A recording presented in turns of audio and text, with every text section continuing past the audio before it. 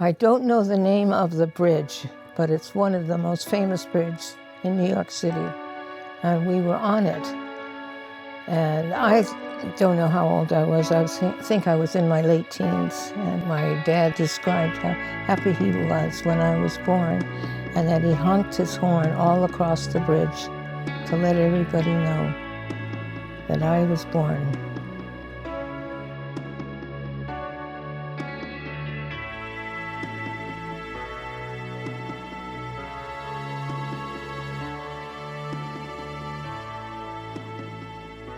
I was born in Flushing, New York. And I played on a roof, the top of the building. I have a picture of myself on the roof with my doll.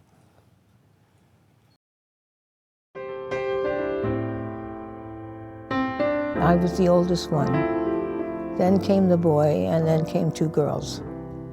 There were four of us. My brother was a year younger than I was. His name was Dudley, and the next child was a girl named Noemi, and she was 2.5 years younger than I was. And then the baby was called Lucianne, a girl. I loved her dearly. Everybody in our family wore flower wreaths on our head to tell people we had a birthday, and then we got a penny for each year old we were. And we would go to Schulen's pharmacy, and we would pick out the candy, the penny candy. That was a big thing. I'd stay awake all night trying to decide what I would do with my 7 pennies. We didn't have any money.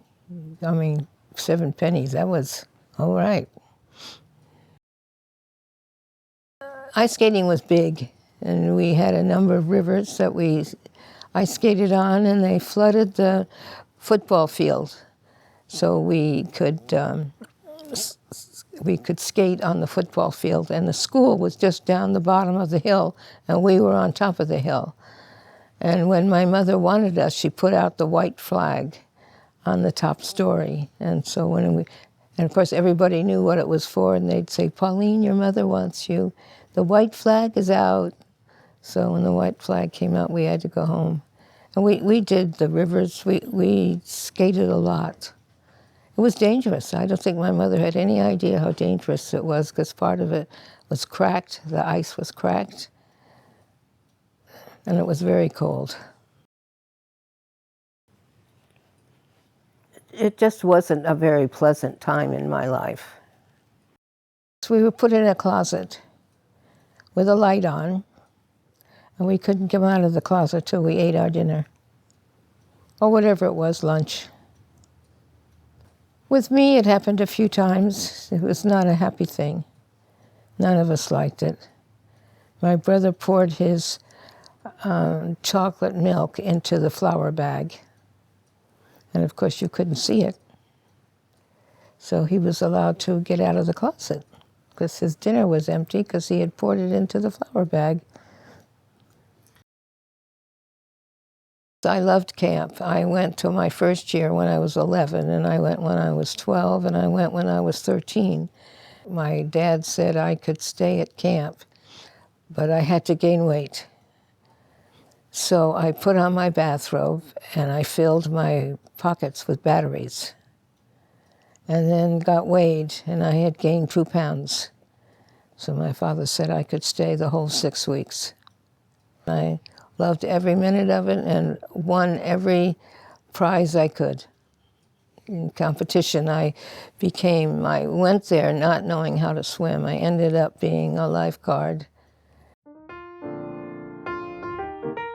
He played the harmonica, and he could play the banjo, and or guitar, rather. And he liked to sing. He had a baritone voice. He liked to sing opera. And when the girls were playing the piano, he always knew when they missed a note, and he'd run downstairs and say, "No, no, no, no, no, no, do that over. That note was wrong." So he had a good feeling for classical music, and he loved the opera. So he took us to the opera. First opera I saw was Carmen. We all knitted. We knitted bundles for Britain during the war. And my father knitted too. But when someone came to the door, he always threw his knitting underneath his chair. He didn't want anybody to know he was knitting. It wasn't a thing that men usually did, although there was a whole group of men who did knit for bundles for Britain. That was a very popular thing to do.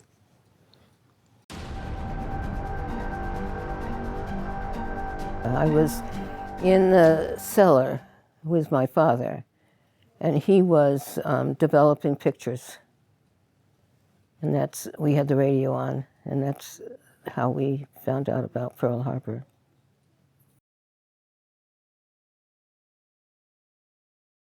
I was very young, so it didn't have a great meaning to me. I really didn't pay much attention to it. Later on in my life, I did. A few years after that, I realized what was going on. It was pretty bad. We had to blacken our windows at night because we were told that the enemy was trolling along the coast, and we were near the coast. So we were told to not to let any light shine from the houses, and there would be planes above that would be able to identify where the lights were coming from if the lights were on.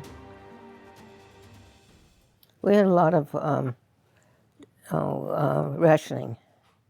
rationing of food, rationing of clothes. That was very tight. The black market is where they would get things they weren't allowed to have, like lipstick was on the black market, coffee was on the black market, chocolate was on the black market. Things that people weren't allowed to have, they were forbidden. But people established a black market, and that's how they would get these items. Well, I think my father was in the black market, and I don't know really what he was doing. And my mother was trying to communicate with her family in France, because all her relatives lived in France. She wanted to do everything she could to help France. So she used to buy a lot of old clothes, and we used to wear them. They had to look worn, so she didn't have to pay so many taxes on the clothes. So we wore old clothes to school, and then she would wash them and send them all ruffled to her relatives. And we had shoes on that were too big and too small and all, but we had to make the clothes look like they were tired and worn, and we sent them to France. That was when the Germans took over, probably 1943. Later, the war meant a lot to me because I started meeting some of the soldiers that were overseas. We had 2 dogs, and they both had to be walked. And we took turns walking the big dog and the little dog. And I had to do something special at school this one day, and I asked my sister to trade dogs with me for the morning. Then I would take the big dog at night instead of in the morning, because I needed to stay clean for what I was going to do. I can't remember. And my sister wouldn't trade. So my mother was very angry, and she grabbed the leash and she took the dog for a walk. And then she didn't talk to me for months and months and months. If she had a message to give me, she would give it through my sister Lucienne. She'd say, "Tell Pauline that dinner is ready," or "Tell Pauline she has to get ready for school now, it's time to go." Or Sunday school is calling her, she needs to go, but please go tell her. I was not a child that caused her any trouble. I was very obedient. I didn't want to live at home anymore. So I told my parents I was going to go live with my grandmother in California. So I did. I took my sister with me, my 10-year-old sister, who was 6 years younger than I was. So I took her with me, and we went to California. And I worked. My grandmother said I could live with her, but I had to work. I had to pay for my room and board. And at that time, she charged $2 a day. And that was in 44, 45. I told my grandmother how difficult it was at home. And she said, yes, I know. I lived with your parents. I know what they're like. And she said, now I have heard everything. And I know what you went through, because I went through the same thing. But from now on, you are not to say one negative thing about your parents ever again. I know it all.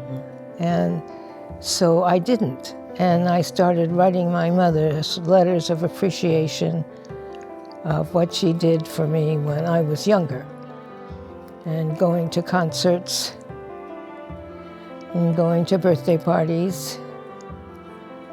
And I thanked her for celebrating my birthday. I worked on the farm. I was a hard worker. I did a lot of tractor work, and because I had to earn money to be able to go to college and to pay for my room and board. So I did a lot of things in the field. Milked cows, and took care of the pigs. Did a lot of horseback riding.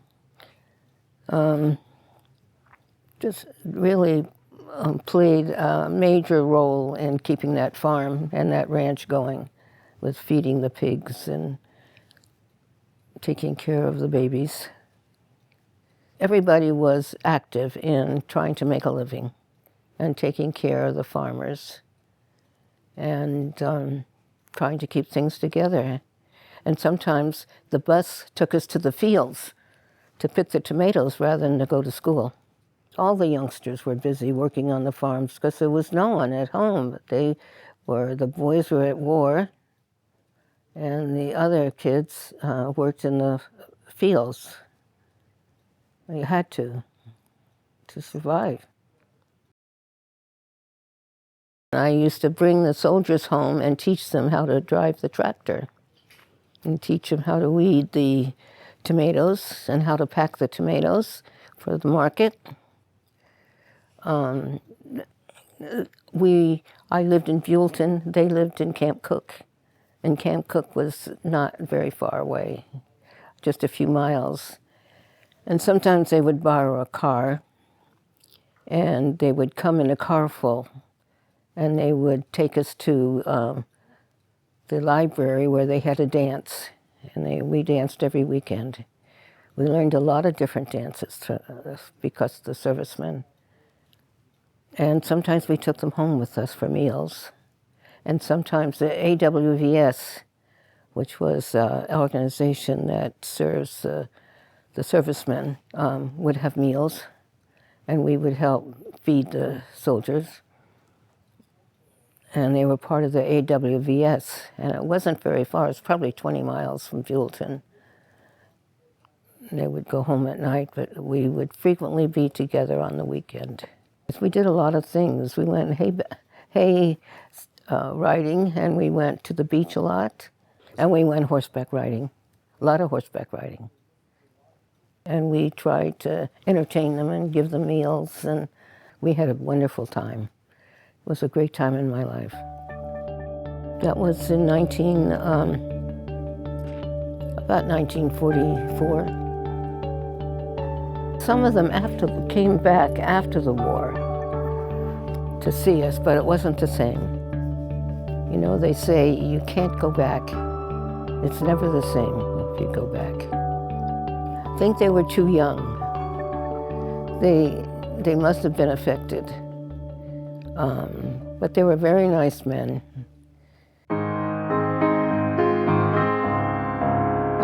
I worked at the Anderson's Valley Inn, the original home of split pea soup. And I did bookkeeping, and I was the hostess. And he used to come there for breakfast. And that's how I met him. And was married to him for 38 years.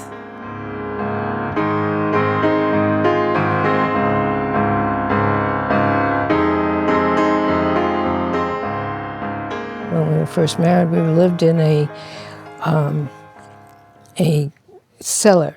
Like, cellars were very popular because it was so cold there. And the cellars gave heat because they were concrete walls. So we always had a place to live underneath where it was cold and dark. And I know we lent our apartment to a friend of ours. It was just one room, and it had a sink in the corner for the kitchen. And they kept going back to sleep because it was dark. They forgot that they were sleeping in the cellar, and it was dark outside. I mean, it was dark in the apartment. It was very cold, did a lot of ice skating, and did a lot of hiking in the hills because Jim was a geologist. So I used to hike the hills with him looking for oil where they used to get samples, drill for samples.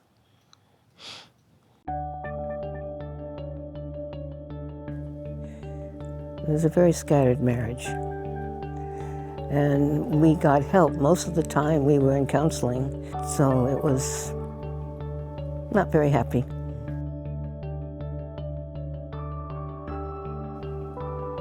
But we managed to raise 3 wonderful kids.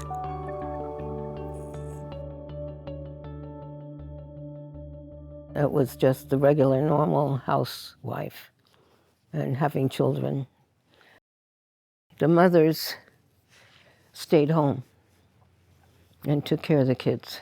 It's not like today. The kids did well in school, and we didn't have any sickness, any serious sickness. But we did have a little boy who died of SIDS disease. And that was very hard and very sad. His name was Todd.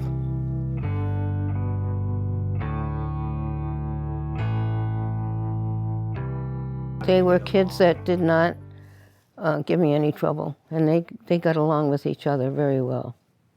After they were about 5, they did very well with each other. I used to tease them and say, "You kids are going to grow up and love each other." And they, "No, we won't." But they did, and they just crazy about each other. They've all been very successful, and they're loving people, and they love each other. And they love their relatives, they love their cousins. And I'm very proud of that.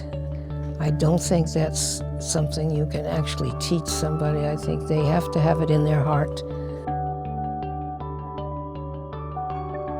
Time marches on, and I got a divorce, and I also had gone to nursing school and got a nursing degree, and I was working very many hours as a nurse.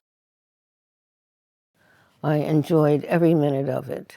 A lot of very sick people. I can remember New Year's Eve. It was blood everywhere. People were shooting each other, and it was awful. Anyway, we saved everybody. We very seldom lost anybody.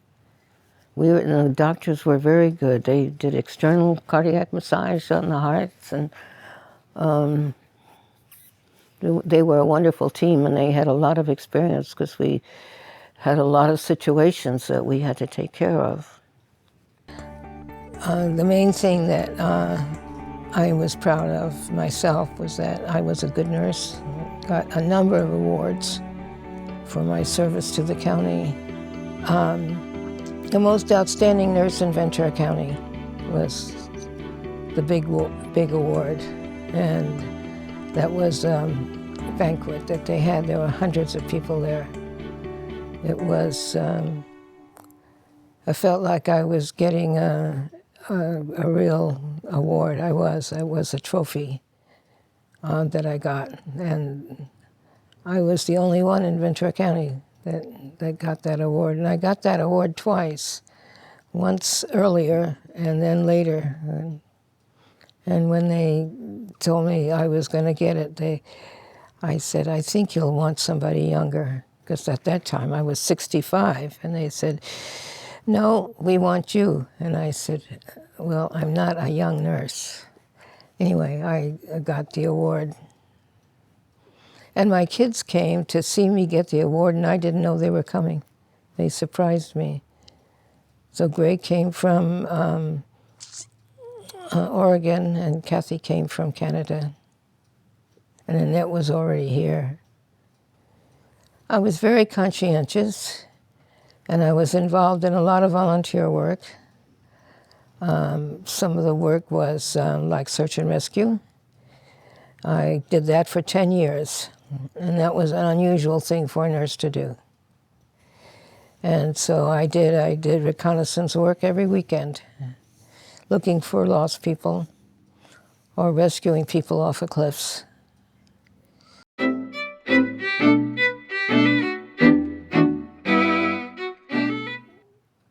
They used to come out here in my yard and pick me up when they had an emergency call. And the people would be all gaga seeing this helicopter land at Salomar to pick me up. One of my doctor friends asked me if I wanted to join search and rescue. And I said, what is it? I never heard of it before. So he told me what it was, and I said, yes, that sounds wonderful. And so I got an emergency pack ready. I got $500 worth of donations. I fixed an emergency pack and a backpack and went to my first meeting. Well, the doctor had lied to me. They didn't really want me. But I went to the training session anyway. They said, this Saturday will be a training session. Who will be there? And I raised my hand. And when I went, I thought, gee, this is fun. And I'm keeping up. I was the last one in line, but I still was keeping up. And I had all the equipment I needed and figure eights. And it was just a wonderful, wonderful time. But they couldn't believe that they had a girl on their team. They could not believe that. They all confessed this later. So I would go out on the trainings with them. It would be in Lockwood Valley, and we all had a wonderful time. Only in Lockwood Valley, they had a cottage for the men, nothing for the women. This place had 2 large rooms, so I had one room by myself, and then the men had the other room. And so I said, how come I'm here? Why am I here? And then they confessed that they had tried to get rid of me because they were constantly putting me through these tests, running tests, to see if I was really as tough as I said I was. And I was. I passed everything. I passed things they couldn't pass. And so I became very valuable to them. And then I became their instructor and taught them first aid and CPR and all. And then they taught me about rescue. So it was very interesting and a lot of fun. We jumped out of helicopters to rescue people off of cliffs. And that was our main function on the weekend, when we would cover the valley and cover the motorcycle trips that people were taking, or where someone who would go up a hill with a car or a Jeep and not know what's on the other side, and they'd go over.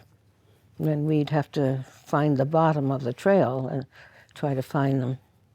And then we were always looking for people that were lost. In the east this was a mother, a father, and 2 boys that got lost in the hills. It was a holiday weekend, And they didn't come back. So they had called us out. And we had all these teams all over the hills trying to find them. I don't think we had about 36 horses. And we had helicopters and planes. And it was amazing. You go out there, it was about midnight, and the plane lands on this piece of property that just fits the helicopter. There's nothing extra.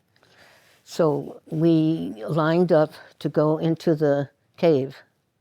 I had an emergency pack, and then we all had glasses with lights.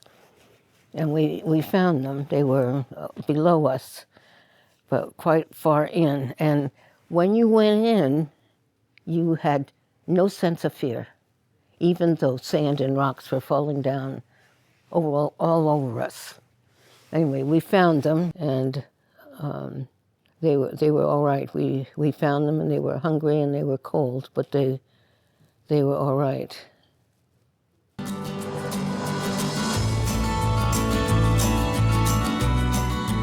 My sister sort of got me interested in track and field and search and rescue, and also in the Olympics in Santa Barbara. I called, she competed all over the world, and she did very well. And she wanted me to get involved, so I got a little bit involved with it. And I went to Santa Barbara and looked up the woman who was the gym director at Santa Barbara College, UCSB.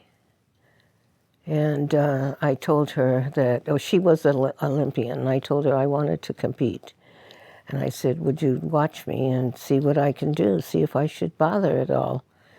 And she did, and she said, you're going to win gold in everything you try. And I did. I won gold in everything I participated in. People from all over the U.S. came.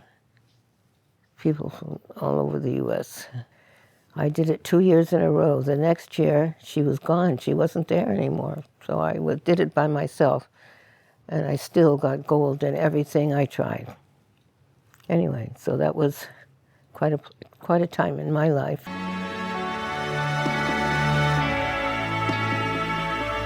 Well, I spent a lot of time with the homeless, maybe 20, 30 years. I've been down to the river bottom to be sure they're all right and that the children are going to school and that they've been inoculated. I've done a lot of collection of food for them, and I carry an emergency suitcase with emergency drugs and things to take care of the sick or the ones that have broken bones or whatever. I've done a lot of that. I've been down to the river bottom, which is where they probably are several hundred that live down there, and make sure that they all are inoculated, they all are tested for TB, and that they have some food, and that if they're sick, they're taken care of. I've had offices all over the county for the homeless where they come if they need to be bandaged or they need me to give them shots for things, or they're diabetic, or whatever their needs are. I've been doing that for years and years and years, working with the homeless, hundreds of them. And I've also stayed with them at night when they need supervision at night. Those are all volunteer jobs. And all this helicopter work I did was all volunteer work. That work was very dear to my heart.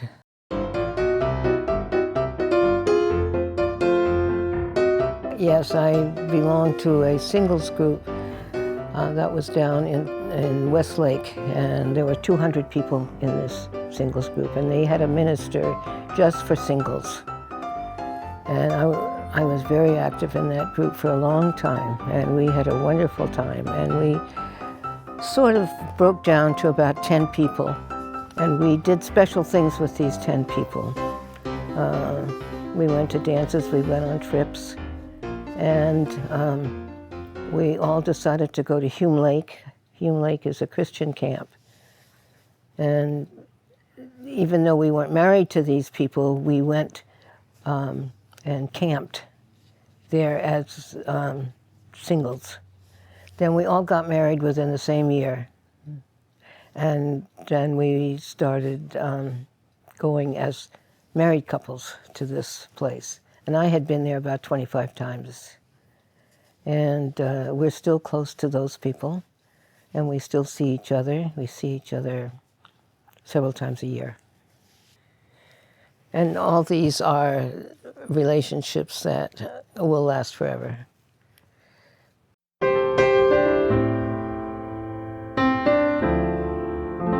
I met him through a church. And that's why I tell people if they want to meet somebody, they should go to church and meet them. So it was a dinner at somebody's house, and it was a dinner for singles. And Bill was there, and that's how I met him. The smartest thing I ever did in my life.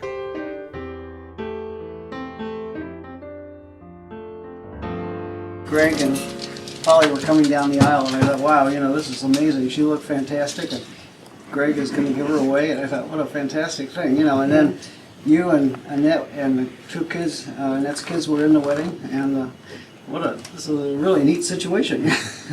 So I have fantastic memories about that. And the whole reception and everything. We had the reception here, and it was just amazing. It was the first big party I had experienced at Solomar.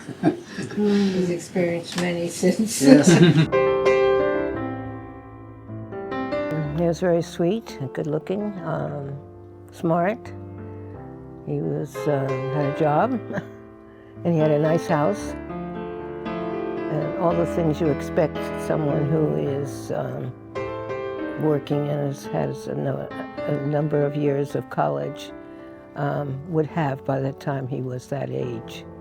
When you're 60-some, you should have some things, some collection of something. And so he had all that. It was very easy. He was very easygoing. And I was easygoing. We didn't have to do big things or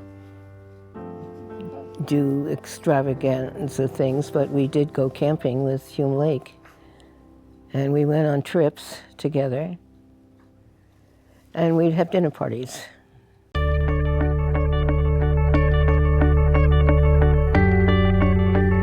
I live in a phenomenal place called Solomar. There are 73 homes here.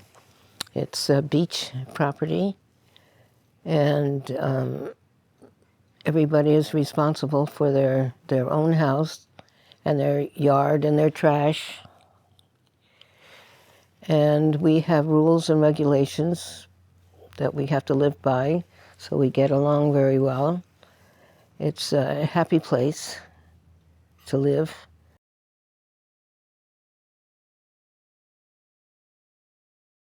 It was fun for all the kids, but the house was not a house to live in, so we rented the house for a couple of years before we tore it down and built our house now that we have now. Bill didn't know whether he was going to like it or not, but he loves it now, and he spends a lot of time fixing our place up. Nothing goes untouched. It's been a happy place to stay.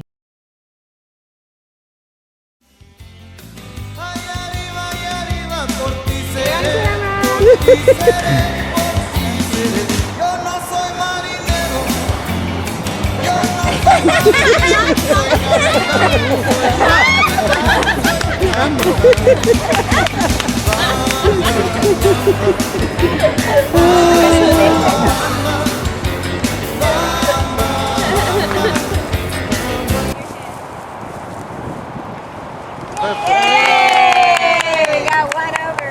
Yes, put your head down.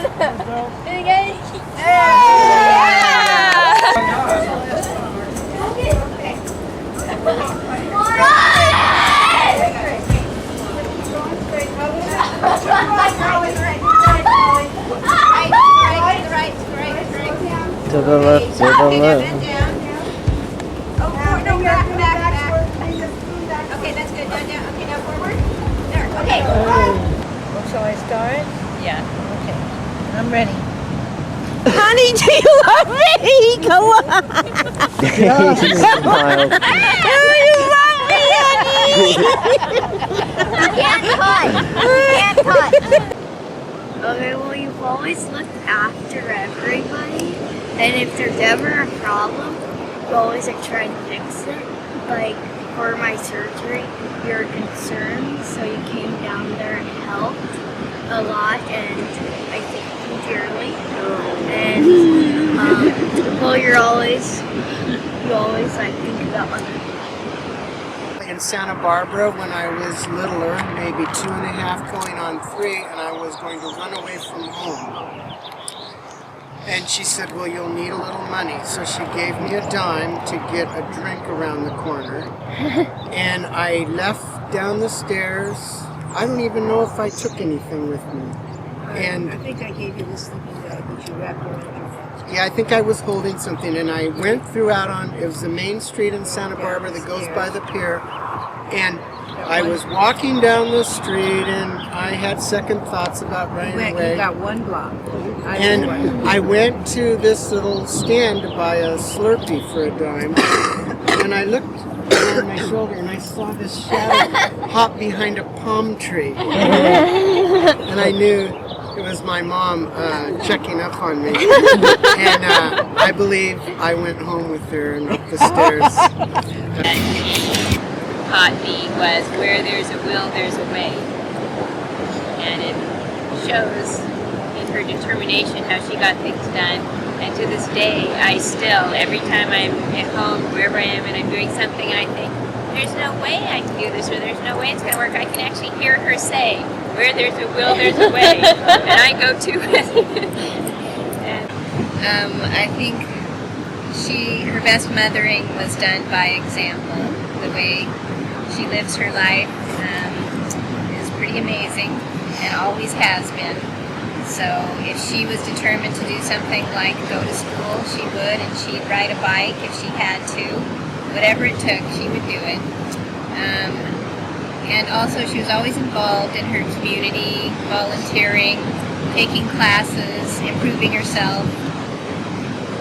And when I was working at Kinko's, which is very close to here, and she used to invite me for lunch all the time, and we would go up on the deck upstairs and have lunch up there. And I thought, wow, this is fantastic. I felt like I was at a rush party or something, you know, this is really amazing, you know, so it's really fun. And it's so nice that I can just come here for lunch and just go back to work, and that's it's so close. Really pretty impressive. I don't have any kids yet, but I do work with kids a lot, and I have trouble sometimes with the kids who need a little bit of disciplining. Kids who, no matter how many times you explain to them what's going wrong, or what they shouldn't be doing, or that they shouldn't hurt somebody, to keep going. What are your suggestions? You have to be very patient and never yell at a child, because it changes who they are. You just have to be very loving and very patient. Put your arms around them and tell them you love them, you care about them, and you want them to be there. You're there because you love them. But make them remember it's the incident, not the child. The child is always loved and is always good. It's what they do that you don't know. That's very important. If I had to ask you a question, I guess it'd be how much different was life when you were a teenager like my age, like 18, than it is now? It was much simpler, and we had a lot more fun. Oh yeah. Because we were very happy with very simple things, and with very little. I had very little. I had very little clothes. As far as things go, I had hardly anything.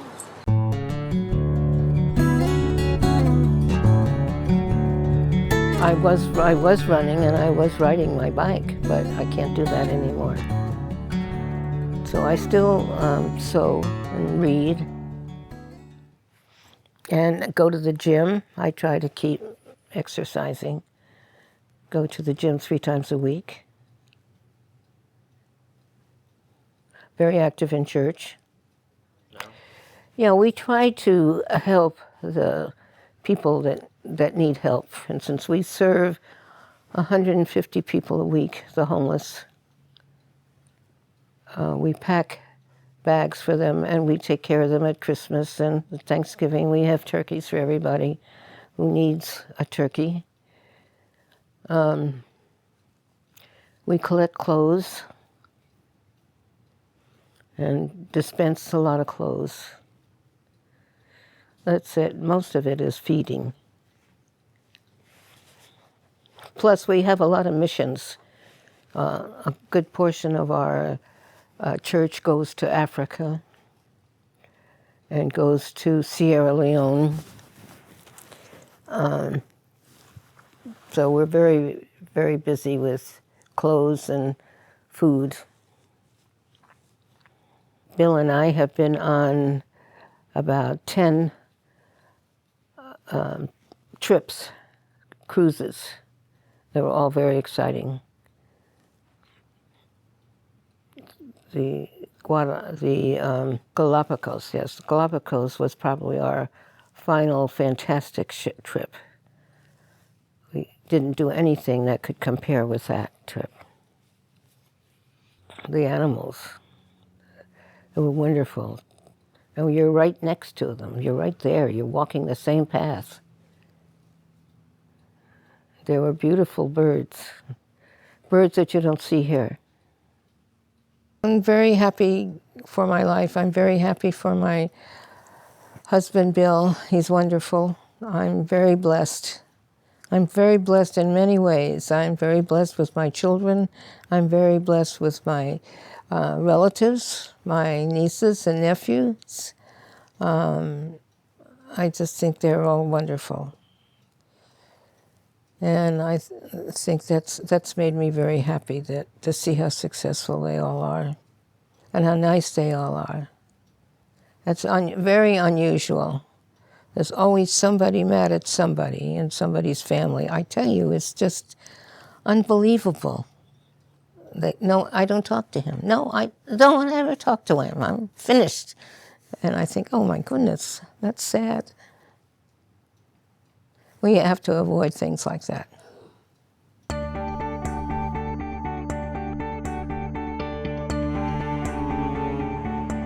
Be kind. Always be kind. And that'll help you to be healthy. Because if you're negative, you can't be healthy.